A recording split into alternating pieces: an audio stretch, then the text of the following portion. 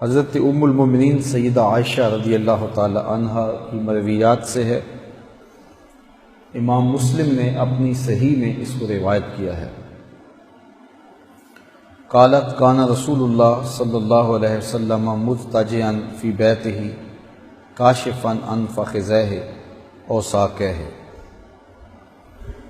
کہتے ہیں ایک دن حضور اپنے گھر میں تشریف فرما تھے اور حضور کی پنڈلی سے کپڑا ہٹا ہوا تھا۔ جب انسان گھر میں ہوتا ہے تو بے تکلف بیٹھا ہوتا ہے۔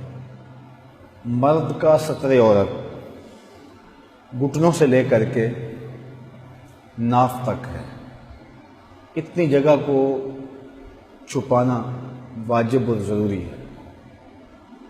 اس کے بعد اس کا پیٹ ہے، اس کا سینہ ہے، پشت ہے، بازو ہے، پنڈلیاں ہیں، سر اور اس کا چہرہ ہے، یہ ستر عورت میں شامل نہیں ہے۔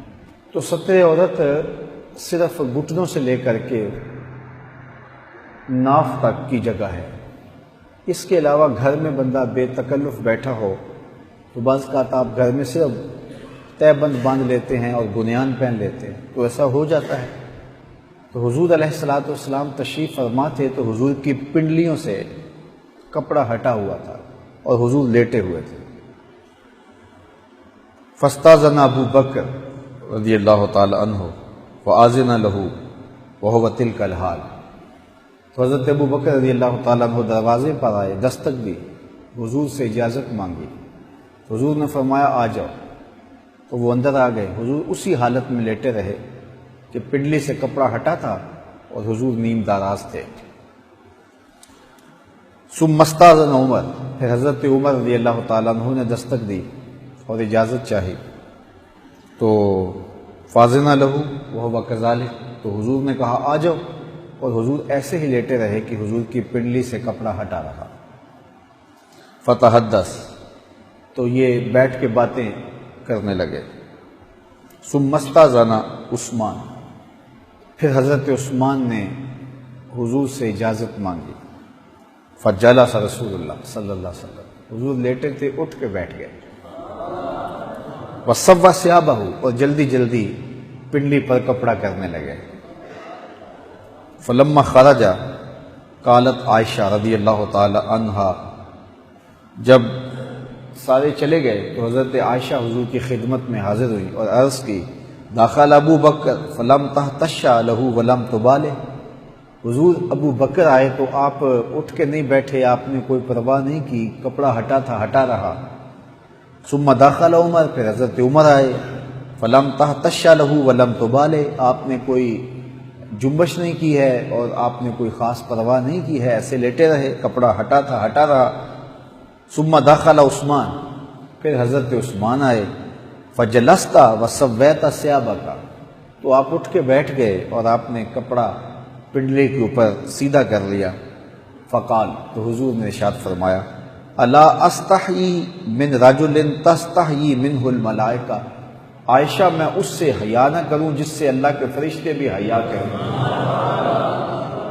اللہ اکبر، یہ ہے حضرت عثمان رضی اللہ تعالیٰ عنہ۔ حضرت عبد الرحمن بن خباب روایت کرتے ہیں، میں حضور کی خدمت میں حاضر تھا کہ آقا نے جیش الاسرہ کے بارے میں لوگوں کو ترغیب دی۔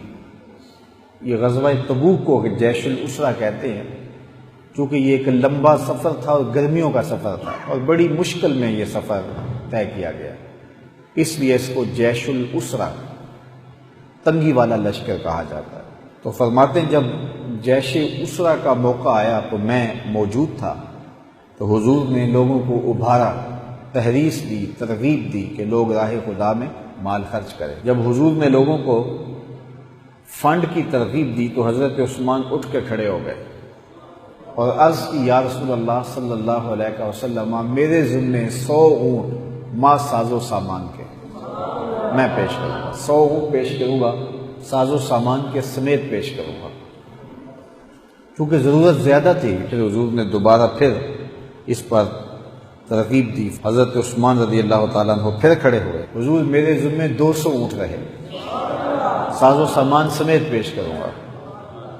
اچھا ضرورت اور زیادہ تھی، حضور نے پھر ابھارا اور کہا کہ لوگوں اتنا طویل فاصلہ طے کر کے لشکر میں جانا ہے، اس کے لیے فنڈ چاہیے، کوئی ہے جو پیش کرے؟ تیسری مرتبہ پھر حضرت عثمان کھڑے ہوئے اور عرض کی، یا رسول اللہ میرے ذمے 300 اونٹ رہے، ان کے سازو سامان سمیت میں پیش کروں گا۔ اللہ اکبر۔ تو راوی کہتے ہیں حضور ممبر سے نیچے تشریف لے آئے، حضور ممبر سے نیچے تشریف لے آئے اور حضور یہ بار بار فرما رہے تھے، عثمان کو اب کوئی فرق نہیں پڑتا کہ اس کے بعد کوئی عمل نہ کرے۔ اللہ اکبر۔ یعنی ایک ایسا نفلی عمل کیا ہے کہ یہ ان کی دنیا آخرت کی کفایت کر گیا، بہتر ہو گیا۔ اللہ اکبر۔ تو یہ ہے حضرت عثمان غنی رضی اللہ تعالی عنہ کا راہ خدا میں خرچ کرنے کا جذبہ۔